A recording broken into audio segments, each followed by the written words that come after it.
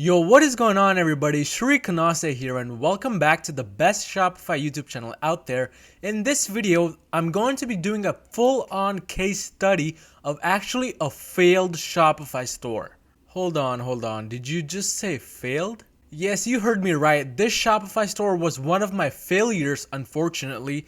And the reason why I'm making this video in the first place is because I believe learning from failure is the best way to go. I know there's a bunch of videos on successful Shopify store case studies. I even uploaded a few case studies of my own successful Shopify stores, but there is nothing that can beat a case study of a failed Shopify store because that lets you really understand what made this Shopify store fail and also how you can personally prevent making the same exact mistakes which I'm about to go over in this video so that you don't end up with the same fate as I did, which is why you should drop a like. And while you're at it, don't forget to smash that subscribe button down below. I'm going to be starting to upload more frequently, so you can expect a video every Monday, Wednesday, and Friday. But without wasting any more time, let's jump right inside my computer and go over exactly what made the Shopify store fail. Alright guys, so case study of a failed Shopify store. And when I say failed, I actually mean this was a break-even Shopify store. I did not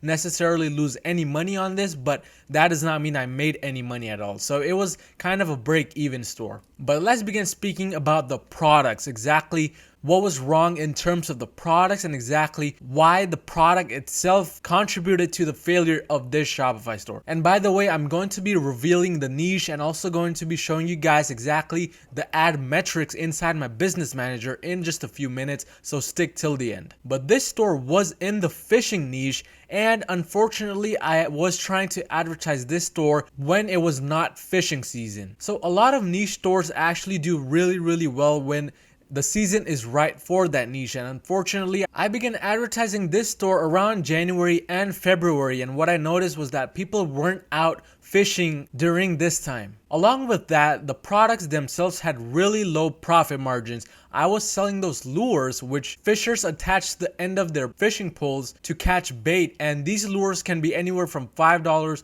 to $20, which is really a low profit item. And because of such a low profit margin, I was not able to really successfully advertise these kinds of things on Facebook because the ad expense was going too high. I was a little bit new to advertising on Facebook during this time when I did start the store, and this was done a few years back actually. It's not a recent store. Another thing that added to problems was that I was working with another partner on the Shopify store, which means I was not getting any type of money because that partner had actually put in the money. So until all of his money was recouped, he would be taking the profits. In addition to the low profit margins of these products, there was a little bit of lack of quality on the items that were coming from China through Aliexpress. And this means that those lures were made of plastic, very cheap material, and they had no real feel to them. And the main issue why this even happened in the first place with my store was because we were putting a little bit too much focus on just making money, trying to find ways to make money, rather than really giving the customer a good time like you would with the proper brand. And as you guys know, there is no real way to build a business as of 2019 without taking a step towards branding. But I was running these stores a few years back, so there was no real emphasis on branding, which means we were just focusing on making as much money as we could really quickly, and that meant not checking through the quality of the product and not checking the reviews for that specific supplier we were getting all of our products from. Along with the products, the images that these suppliers had were not really high quality. And if we go ahead and go over to Aliexpress, we can see that the kind of images that fishing lure suppliers had were really not high quality. So as you can see, this was a full-on white background photo with just the fishing lure right here. And a lot of these photos were very similar, and the main issue that we had was that all of these suppliers had their logo in the top left. And since I was a beginner during the time I launched this Shopify store, I had literally no clue as to how to remove the logo. So what I did is I just put these images on my store without even removing the logo. And that was definitely a huge mistake because people were not thinking that we were professional. We were getting a lot of emails from customers saying that we are a fraud, even though they had never purchased from us. So as you can see, the Shopify store did not start off on a good note just because of all the issues that were related to the product we were trying to sell.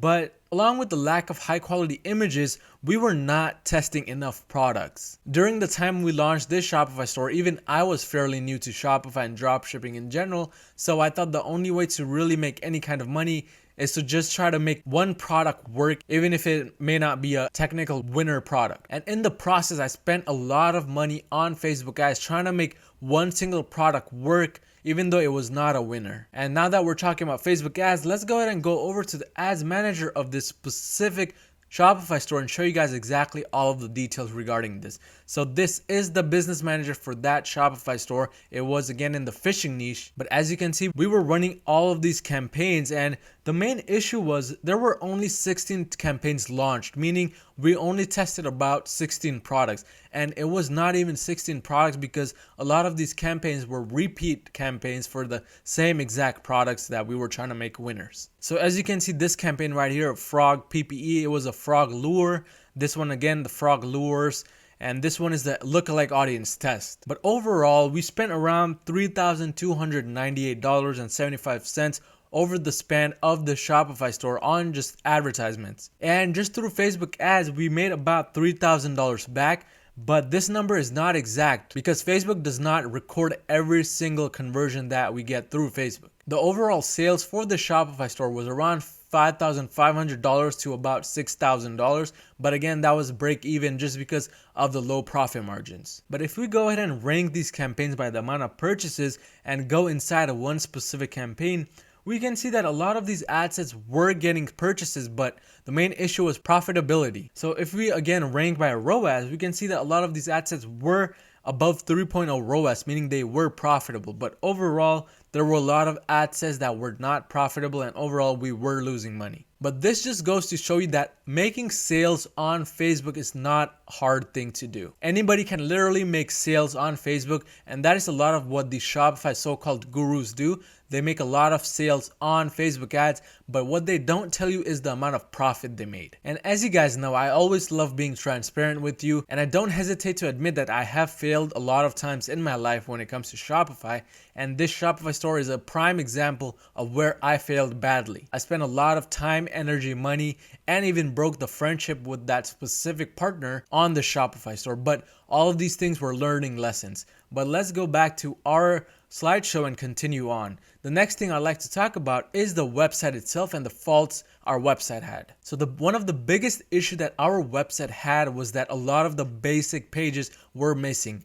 As I mentioned in the earlier slideshow, we were just focused on making as much money as possible, as much sales as possible, because I was personally around 16 or 17 years old at that time. All I cared about was just putting a lot of money in my bank. But the main pages such as the About Us section, the FAQs, shipping information, all of these things were actually missing from our website, and we literally did not care because again, we just wanted money. But without these specific pages, our conversion rate was as low as 1% to sometimes even 0.5%. But during that time, I did not even know what conversion rate was, so I thought we were doing really well because we were getting sales. But having About Us section, FAQs, and shipping info is really crucial now, especially in 2019, because everybody and their dog is trying to drop ship on Shopify.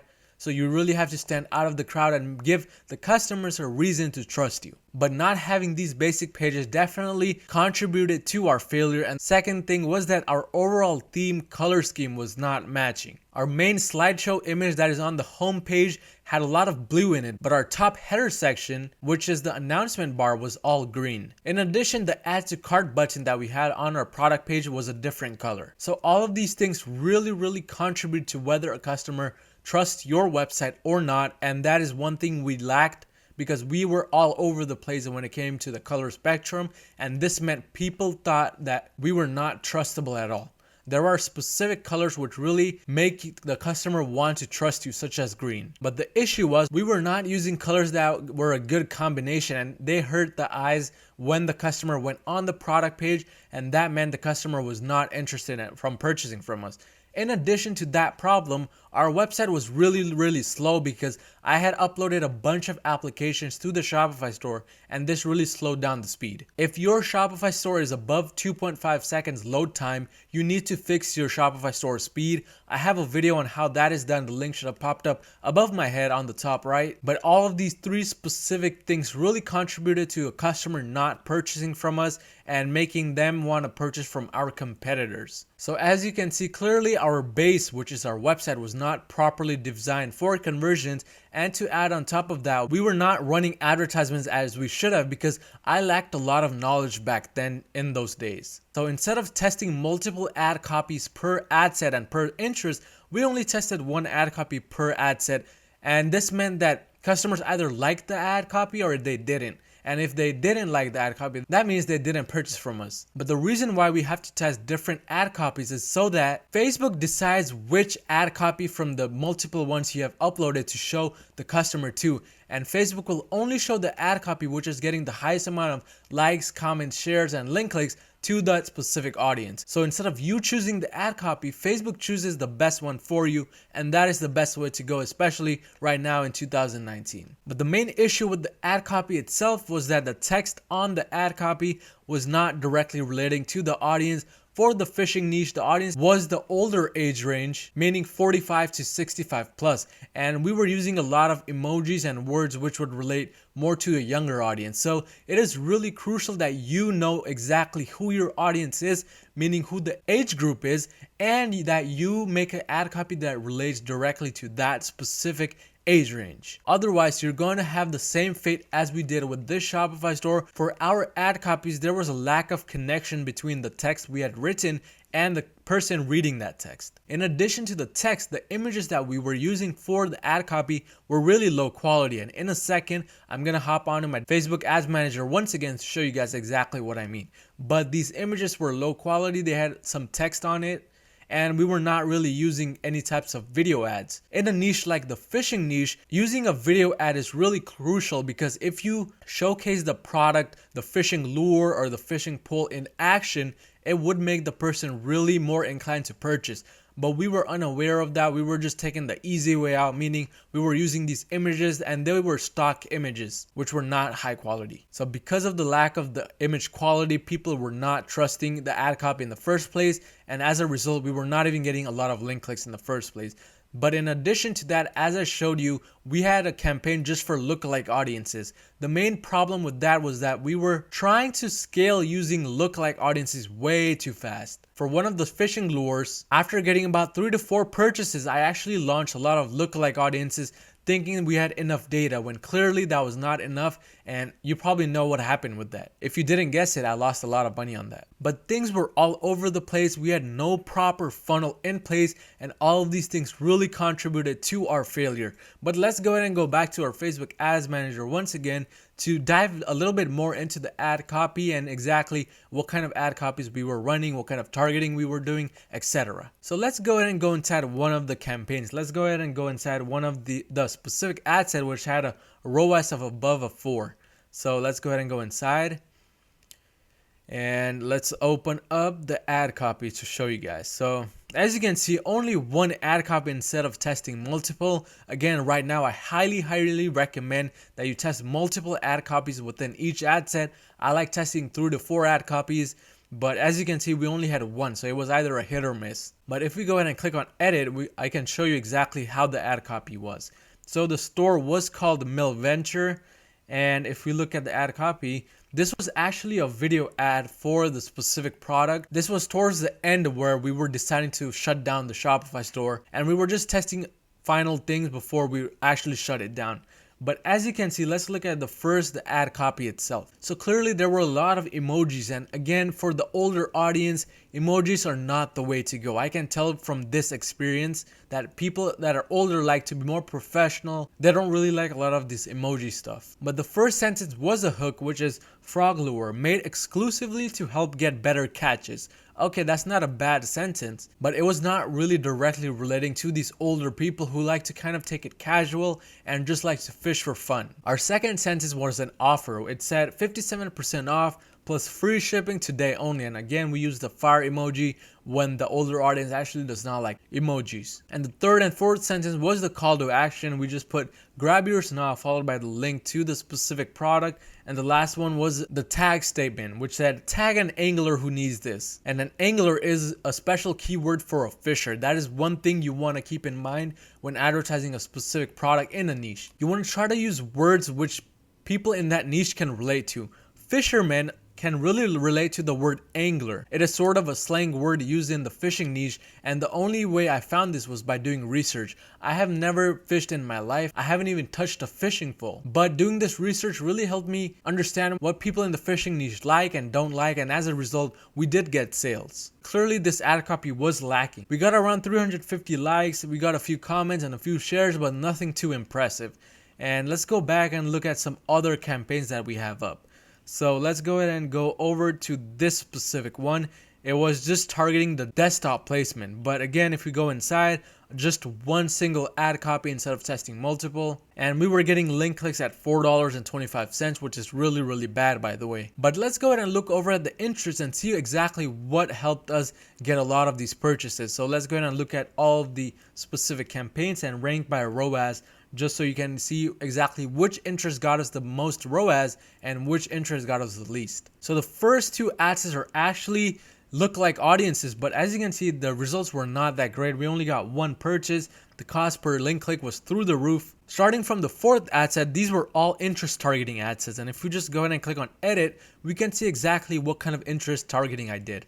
So we were targeting the males only, and the age group was 45 to 64. And if we scroll all the way down, we can see that we were targeting just the United States, and we were targeting all of these specific fishing accessories, the fishing bait, fishing lure, fishing tackle, and this was narrowed down to recreational fishing. So as you can see, we grouped all of these specific similar interests together, followed by a broad interest. This was 14 million, and then followed by engaged shoppers. Right now in 2019, I recommend that you do not narrow to engaged shoppers, but you can still feel free to do this kind of interest targeting. In fact, I have a whole Facebook ads playlist, the link should have popped up in the top right, where I go over exactly the same techniques I've used for this Shopify store when it comes to Facebook ads for the specific ad set which actually got me results, so do check that out. The potential reach of this audience was super low. It was 220,000 right now in 2019. I recommend that you only choose audiences and do interest targeting for audiences which you can have a potential reach of 1 million or more. But let's go back to our ad set and see what kind of other interest targeting we did. So we did some more recreational narrowed, we did boat fishing, we targeted the boat interest as well, some more lookalike audiences, and we also did a lot of magazines because there's a lot of fishing magazines out there. And as you can see, we did get 4 purchases from this specific ad set at a good ROAS. It was a 2.34. But overall, I think we spent a lot of money on lookalike audiences when we should have focused on more interest targeting and also focus on making the base, also known as our website, much more stronger. But to recap, the main issue started for this Shopify store when we did the product selection, which goes to show you that product selection is really important, and it is a process that you should spend most of your time on. Right now in 2019, I highly recommend that you go into high ticket dropshipping because having a higher profit margin really can make or break your business. In addition to that, we did not really spend a lot of time on our website. We were just too focused on making that quick money, which Shopify dropshipping is not anymore. And as a result, our website quality was really low, and our sales and conversion rate suffered as a result. Third and final breaking point was our advertisements. We were not making the correct decisions, especially because I did not have the knowledge I have right now back then. So I was making all these kinds of errors, and I was just spending money too quickly. But hopefully that gave you a little bit understanding of exactly what you should not be doing and how you can save your own Shopify store from facing the same exact fate as we did. But that was all for this video, and I'll see you guys next time.